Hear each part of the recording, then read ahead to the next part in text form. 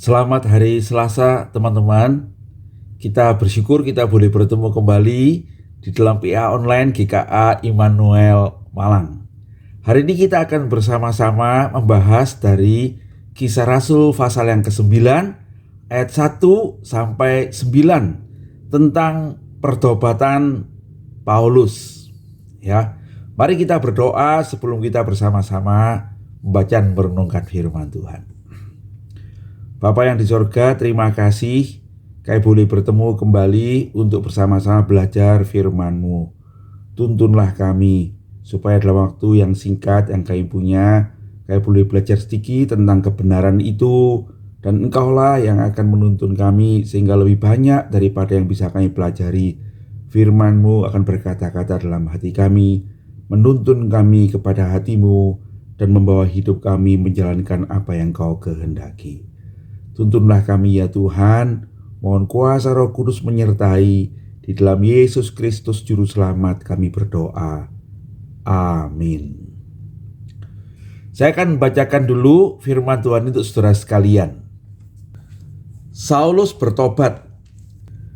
Sementara itu berkobar-kobar hati Saulus untuk mengancam dan membunuh murid-murid Tuhan. Ia menghadap imam besar dan meminta surat kuasa daripadanya untuk dibawa kepada majelis-majelis Yahudi di Damsyik, supaya jika ia menemukan laki-laki atau perempuan yang mengikuti jalan Tuhan, ia menangkap mereka dan membawa mereka ke Yerusalem. Dalam perjalanannya ke Damsyik, ketika ia sudah dekat kota itu, tiba-tiba cahaya memancar dari langit mengelilingi dia.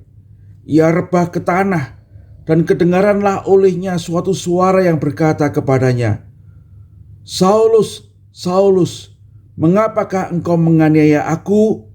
Jawab Saulus, "Siapakah engkau Tuhan?" Katanya, "Akulah Yesus yang kau aniaya itu. Tetapi bangunlah dan pergilah ke dalam kota. Di sana akan dikatakan kepadamu apa yang harus kau perbuat." Maka termangu-mangulah teman-temannya seperjalanan, karena mereka memang mendengar suara itu, tetapi tidak melihat seorang juga pun. Saulus bangun dan berdiri, lalu membuka matanya, tetapi ia tidak dapat melihat apa-apa. Mereka harus menuntun dia masuk ke Damsyik.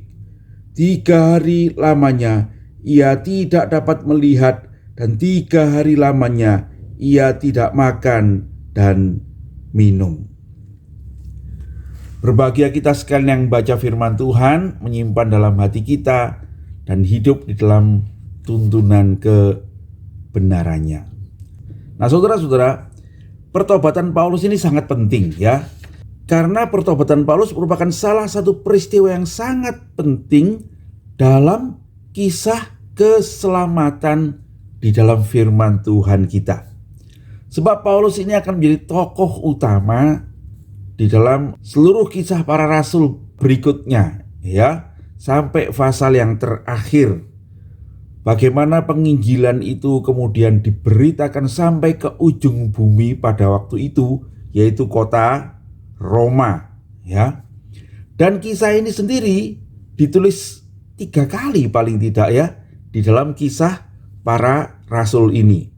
Yang pertama yaitu peristiwanya yang kita bahas pada hari ini, yang ditulis oleh Lukas, bagaimana Paulus itu bertobat ya.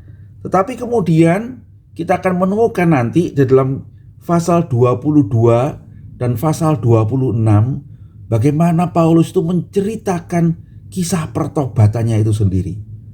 Dalam pasal 22 ia menceritakannya kepada orang-orang Yahudi yang akan menganiaya dia.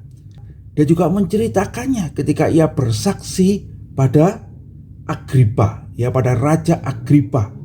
Dia menceritakan bagaimana dia dulu adalah orang yang menganiaya jemaat Tuhan, tapi dia bertemu dengan Tuhan di Damsyik itu, ya. Dan sejak itu dia berubah, dan dia memberi komentar yang menarik, saudara.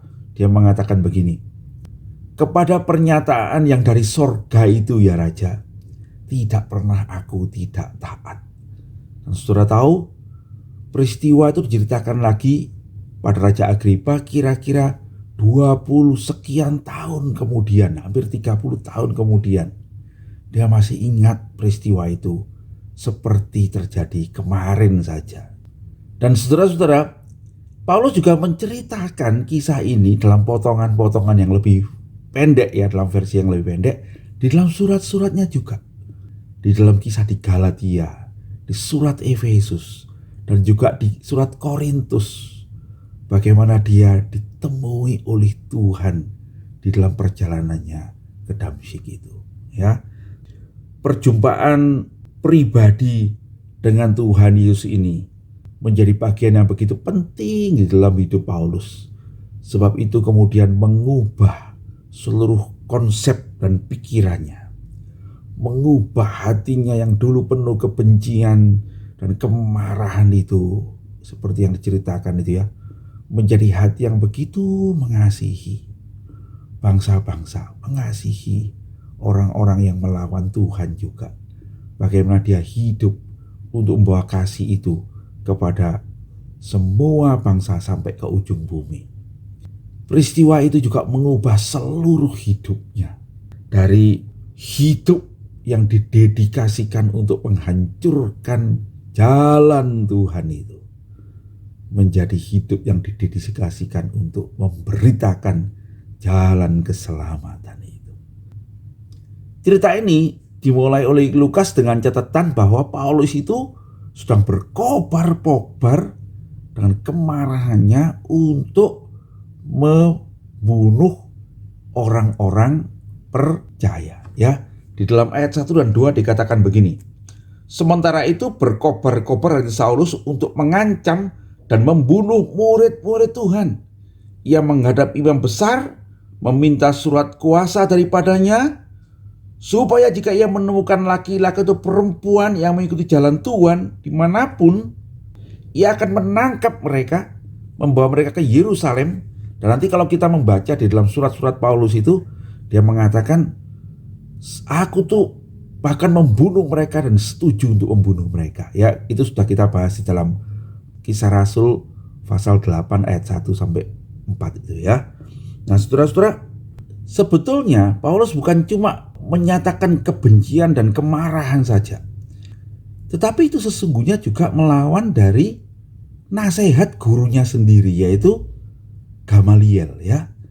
Gamaliel itu mengingatkan majelis agama itu supaya mereka mengambil sikap bijaksana untuk tidak terlalu menekan orang-orang itu, menganiaya mereka, berbuat jahat pada mereka. Sebab kalau itu bukan dari Tuhan, kata Gamaliel, itu pasti binasa karena pemimpinnya sudah kita bunuh, yaitu Tuhan Yesus ya. Tapi kalau dari Tuhan, maka tidak mungkin kita bisa menghancurkannya. Tetapi karena kemarahannya, Paulus itu bertekad untuk menghancurkannya. Kenapa dia begitu marah, saudara-saudara? Karena menurut Paulus, yang pertama, kematian Mesias itu tidak masuk akal. Mesias itu adalah pemimpin yang akan membebaskan orang Israel dari kuasa penjajah dan membangkitkan kembali wibawa orang-orang Israel, begitu ya. Maka tidak mungkin dia dianiaya dan dibunuh. Yang kedua, tidak mungkin orang mati itu bangkit, ya. Kebangkitan Yesus itu tidak mungkin, ya. Itu adalah sebuah penyesatan, begitu ya. Dan yang terakhir, ketika dia mendengarkan Stefanus itu berkata, Yesus yang bangkit itulah sesungguhnya bait Allah yang sejati, yang dikatakan oleh Tuhan, robohkanlah bait Allah ini, dan dalam 3 hari aku akan membangunkannya kembali. Nah, saudara, kalau kita membaca Injil Yohanes itu beri komentar bahwa setelah Yesus bangkit, mengertilah murid-murid itu bahwa yang dimaksud dengan bait Allah itu adalah dirinya sendiri. Sehingga Stefanus itu secara langsung mengatakan bait Allah yang sesungguhnya adalah Kristus, bukan bait Allah yang di Yerusalem itu, yang hanya buatan tangan manusia. Nah, saudara-saudara, bagi Paulus itu melawan tradisi. Sebab bait Allah bagi orang Israel adalah identitas mereka. Sebab itu Dia mengatakan pengikut Kristus harus dilenyapkan sebab mereka menghancurkan tradisi orang-orang Yahudi. Saudara-saudara, dengan keyakinan itulah yang menurut Paulus itu adalah keyakinannya di dalam Filipi 3 ayat 6. Dia mengatakan bahwa dengan keyakinan bahwa aku ini melakukan apa yang benar di mata Tuhan, maka aku ini pergi untuk membunuh dan mengancam murid-murid Tuhan Yesus itu, ya. Nah, saudara-saudara, kemudian Alkitab mencatat bahwa Paulus itu memutuskan ya untuk secara legal, dia minta surat perintah supaya dia melakukan semua itu bukan dasarnya kemarahan yang ilegal gitu ya, tetapi dia minta surat perintah yang legal untuk mencari laki-laki dan perempuan pengikut jalan Tuhan itu. Nah, saudara-saudara, menarik ya, kata jalan Tuhan atau sesungguhnya dalam bahasa aslinya itu tidak pakai Tuhan ya, the hodos gitu ya, the way begitu. Itu muncul 6 kali dan seluruhnya ada dalam Kisah Para Rasul ini ya. Nampaknya ini adalah sebutan yang dipakai oleh orang-orang Kristen mula-mula itu. Dan itu mengingatkan kita kepada perkataan Tuhan Yesus di dalam Yohanes 14 ayat 6 itu ya, mengatakan akulah jalan dan kebenaran dan hidup. Orang Kristen mula-mula itu mungkin menyebut dirinya sebagai kami adalah pengikut sang jalan itu ya. Nah, saudara-saudara, diceritakan bahwa kemudian Paulus memutuskan untuk mengejar pengikut jalan itu sampai ke Damsyik. Damsyik itu adalah Damaskus di sebelah utara sekali, di luar wilayah Israel sebetulnya, itu daerah Syria, Damaskus sana. Dan Ajit Fernando mengatakan bahwa di sana itu memang ada komunitas orang Yahudi yang cukup besar ya. Dalam catatannya itu ada puluhan ribu orang di sana dan ada beberapa sinagog di kota itu.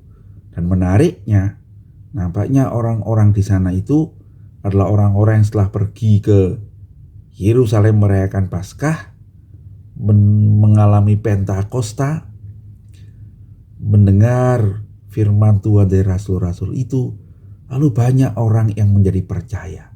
Mereka kembali ke Damsyik, ke Damaskus, menceritakan kepada keluarga-keluarga mereka, dan lalu muncullah komunitas Kristen, komunitas orang percaya di Damaskus. Dan itu didengar oleh Paulus, dan dia secara khusus pergi ke sana untuk membinasakan pengikut jalan Tuhan itu.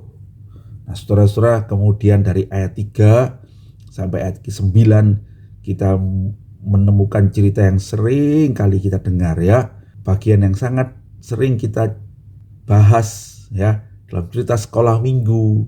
Dalam firman Tuhan kita dengar bagaimana Paulus bertobat ya. Nah, cerita itu seperti kita tahu bahwa kemudian dikatakan Paulus itu dalam perjalanannya ke Damsyik, ketika sudah dekat dengan kota itu, lalu dia melihat terang yang sangat terang, yang katanya lebih terang dari terang matahari itu, karena nampaknya dia siang sampai di kota itu ya. Dikatakan oleh firman Tuhan bahkan terang itu mengelilingi dia, artinya memancar sangat jelas begitu ya. Dan kemudian dia sampai terjatuh dari kudanya ya. Dan dia bukan cuma melihat terang itu, kemudian dia mendengar suara, Saulus, Saulus, mengapakah engkau menganiaya aku? Nah, saudara-saudara sekalian, lalu berkatalah Paulus, siapakah engkau, Tuhan? Saudara-saudara, kata Tuhan itu kata kurios yang bisa dalam arti Tuhan, tetapi saya percaya bahwa ini yang dimaksud adalah Tuhan. Penglihatan itu bukan dari manusia, tetapi itu penglihatan ilahi yang membuat dia sampai terpelanting jatuh. Dan dia menyadari dia bertemu dengan sesuatu yang ilahi. Dan dia berkata, "Siapakah engkau Tuhan?"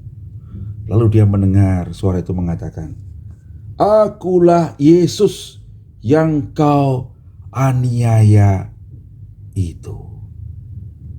Saudara-saudara sekalian, Paulus mendengar sendiri bahwa yang menemui dia itulah Yesus yang kamu aniaya. Saudara-saudara, Paulus segera menyadari itulah Yesus, Mesias itu. Itulah Yesus yang namanya tertulis di salib waktu Yesus disalibkan itu. Yesus orang Nazaret, raja orang Yahudi. Nama itu yang diperkenalkan oleh Tuhan Yesus sendiri kepada Paulus. Yesus tidak mengatakan dirinya adalah Mesias itu atau Kristus itu, tetapi dia memakai nama manusianya, Yesus. Sehingga Paulus tahu persis Yesus yang disalibkan itu, yang mati itu, yang bagi dia tidak mungkin adalah Mesias itu, sungguh-sungguh adalah Tuhan. Yang dia akui sendiri ketika dia berkata, "Siapakah engkau Tuhan?" Dan dia sungguh-sungguh bangkit dan sekarang menemui dia. Saudara, Yesus Kristus yang disalib itu sungguh-sungguh bangkit. Nah, saudara-saudara, dan kemudian suara itu yang adalah suara Tuhan Yesus mengatakan kepada dia, "Sekarang bangunlah dan pergilah masuk ke kota. Dan di sana akan kuberitahukan apa yang harus kamu lakukan." Saudara-saudara, Lukas kemudian mencatat orang-orang yang menyertai Paulus itu termangu-mangu ya. Teman-temannya itu bingung. Kok tiba-tiba Paulus itu terpelanting jatuh dari kudanya. Sebab menurut Lukas mereka tidak melihat apa-apa, tetapi mereka memang mendengar suara itu. Nah itu saudara-saudara ya. Jadi mereka tidak tahu persis apa yang terjadi. Bahkan mendengar suara itu pun barangkali mereka, kalau menurut cerita-cerita berikutnya ya, mereka tidak sangat jelas apa yang didengar oleh Paulus itu. Ya, jadi ini memang pertemuan pribadi antara Paulus dengan Tuhan Yesus. Setelah terang yang dia lihat itu, yang luar biasa itu hilang, mungkin Paulus memejamkan matanya karena silau. Lalu dia membuka matanya dan Paulus mendapati ia buta. Sehingga kata firman Tuhan, ia harus dituntun masuk ke kota Damsyik. Dan di sana selama 3 hari dia tidak bisa melihat apa-apa. Dan selanjutnya dia tidak makan apa-apa. Dan kemudian dia tidak minum apa-apa. 3 hari itu dia hidup di dalam kegelapan, di dalam ketenangan, kebisuan. Dia seperti retreat, saudara-saudara. Dia merenungkan dan menghayati pertemuan yang luar biasa itu. Dan kemudian dia dipulihkan dan menjadi manusia baru. Nanti kita akan bahas berikutnya. Tapi sekarang, apa yang bisa kita pelajari dari cerita ini? Yang pertama-tama, saudara, saya mau mengajak saudara merenungkan tentang pertobatan itu apa. Saudara, dari apa yang dialami Paulus, pertobatan Paulus, kita mengerti beberapa hal. Yang pertama, pertobatan itu adalah inisiatif Tuhan. Pertobatan itu adalah karya keselamatan dari Allah. Paulus itu sama sekali tidak berusaha bertobat. Paulus itu bukan mengalami kesadaran dalam dirinya lalu dia bertobat. Tetapi Paulus itu mengalami suatu peristiwa yang terjadi begitu saja di luar rancangannya, dan ini jelas adalah karena Tuhan menghendaki, lalu dia bertobat ya. Jadi saudara-saudara, kita mengerti bahwa pertobatan adalah karya Tuhan, bukan karya manusia. itu adalah kehendak Tuhan, itu adalah tuntunan Tuhan. Ya, sebab itu saudara-saudara, kalau kita melihat ada orang yang karena pemberitaan Injil bertobat, itu bukan karena penginjilnya, tapi karena Tuhan. Dan itu sebabnya saudara-saudara, waktu kita memberitakan Injil pada orang-orang yang menurut kita tidak mungkin dia bisa bertobat, beritakanlah Injil, karena tidak ada yang mustahil bagi Tuhan. Ya, ada orang bertanya, Pak, bagaimana saya bisa menginjili orang yang misalnya nih ada keterbelakangan mental? Tuhan mampu menyelamatkan dia, sebab itu adalah kuasa Allah. Pak, bagaimana kalau saya memberitakan Injil pada orang yang mungkin sakit jiwa? Beritakanlah, sebab Tuhan mampu mempertobatkannya. Itu adalah karya Allah. Paulus itu adalah contoh, adalah orang yang sedang melawan Allah, tetapi ketika Tuhan menyelamatkannya, dia selamat. Sebab itu saudara-saudara, tidak usah ragu memberitakan Injil. Ceritakanlah Kristus Yesus dan biarkanlah Tuhan yang bekerja. Sebab sesungguhnya pertobatan itu adalah karya Allah, bukan kekuatan kita. Ya, yang kedua, pertobatan adalah perjumpaan pribadi dengan Tuhan Yesus Kristus. Ya, saudara-saudara, ketika orang bertobat itu sesungguhnya adalah ketika dia itu berjumpa dengan Yesus.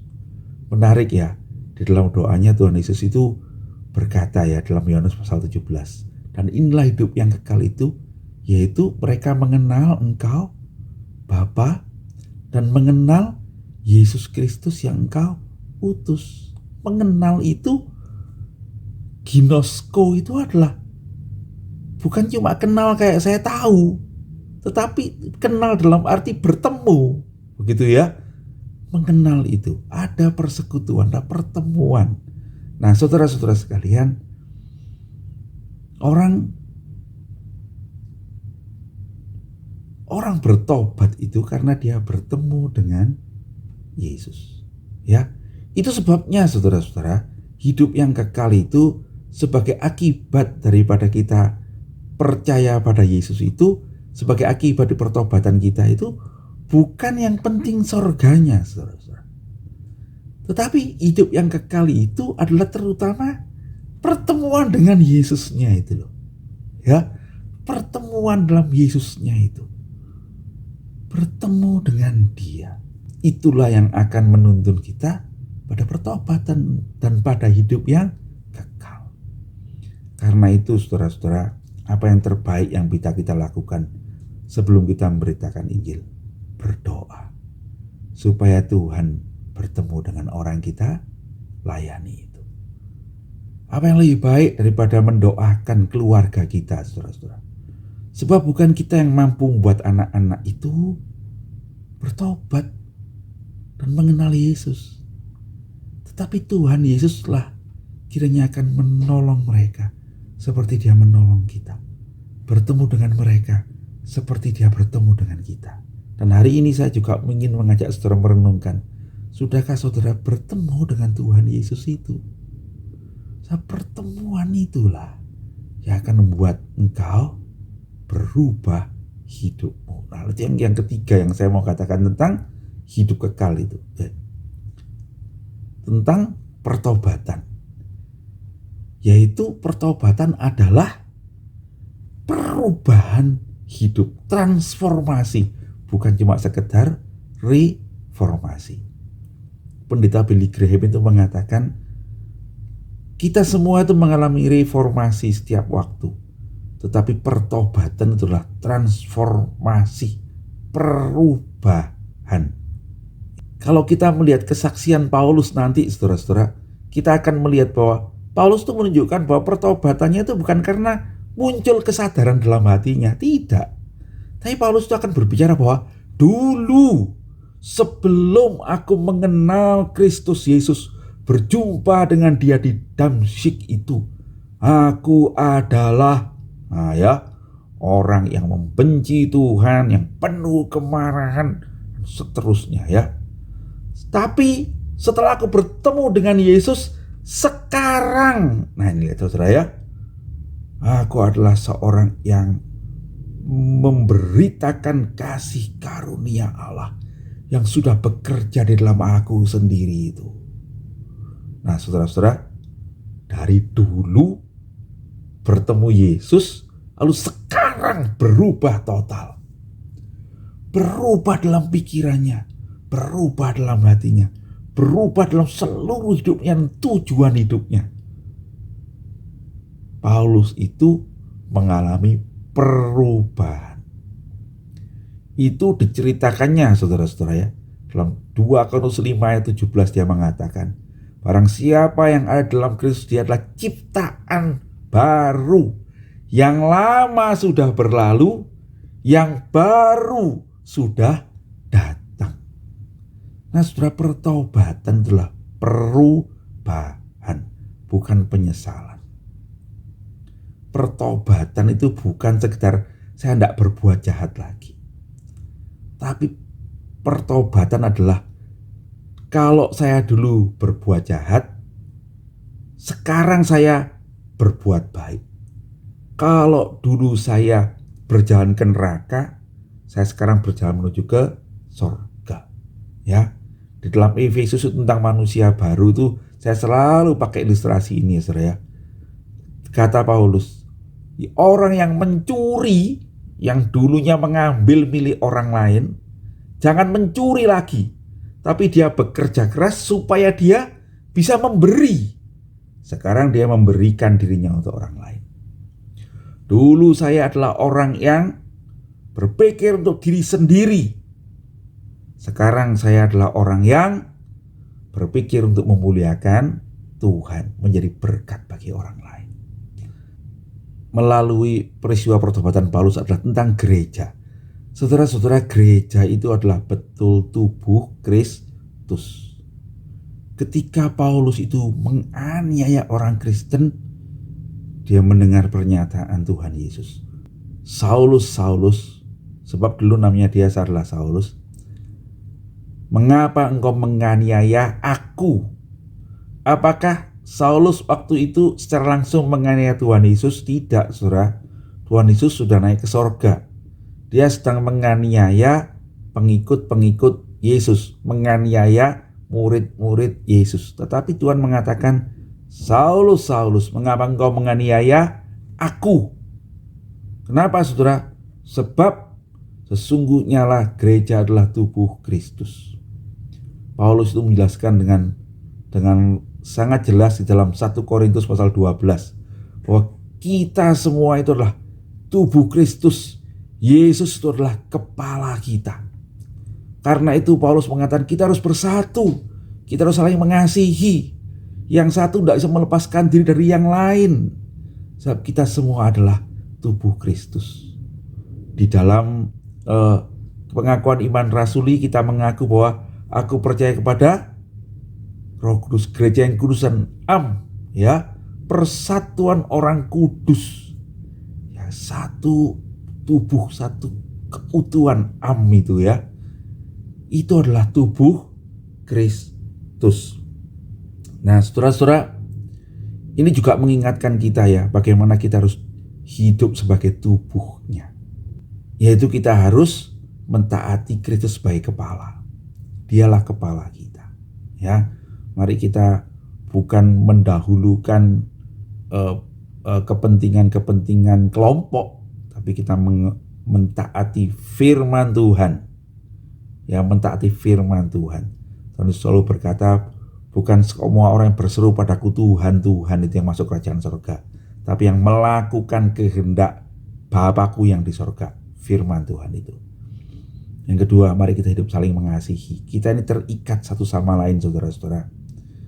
Setiap orang yang mengakui sebagai Tuhan dan Juru Selamat, dia dipersatukan dalam tubuh Kristus. Kita menikmati roti perjamuan kalau di gereja kita. Semua orang dibaptis dalam nama Bapa, Putra, dan Roh Kudus boleh menerimanya. Sebab kita ini adalah satu tubuh Kristus. Mari kita hidup saling mengasihi. Tuhan berkata, jikalau kamu saling mengasihi, dunia akan tahu bahwa kamu adalah murid-muridku. kita menjadi saksi Tuhan bagi dunia ini sebagai tubuh Kristus jikalau kita saling mengasihi. Nah saudara-saudara, itulah dua pesan yang ingin saya sampaikan hari ini. Mari kita memeriksa diri. Sudahkah saya ini bertobat? Sudahkah saya bertemu dengan Yesus? Sudahkah pertemuan dengan Yesus itu mengubah seluruh hidup saya? Dari saya yang dulu menjadi saya yang sekarang.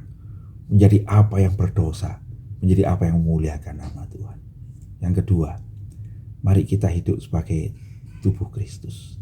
Saling mengasihi, saling menerima, saling mengampuni. Sebab kita adalah orang-orang yang sudah menerima kasih karunia di dalam Yesus Kristus Tuhan kita. Tuhan kiranya menuntun kita sekalian, saudara-saudara. Mari kita berdoa. Terima kasih Tuhan, kami hari ini boleh belajar firman-Mu. Terima kasih sesungguhnya Engkaulah yang sudah berkarya dalam hidup kami, menyelamatkan kami. Sekarang tuntunlah kami untuk hidup sebagai murid-murid-Mu, sebagai tubuh-Mu, dan tolonglah kami untuk mengikuti jalan keselamatan yang Kau tunjukkan kepada kami, supaya kami saling mengasihi, saling mengampuni, saling menopang dan menolong, supaya di dalam hal itulah, dalam saling mengasihilah, kami boleh bersaksi bersama-sama sebagai murid-murid-Mu. Tuntunlah kami di jalan yang benar, demi Yesus Juru Selamat kami yang hidup, kami berdoa mengucap syukur. Amin. Demikian PA kita hari ini, saudara-saudara. Nanti kita bertemu jam 6 sore untuk mendiskusikannya di dalam Zoom meeting GKI Immanuel Malang. Tuhan Yesus memberkati.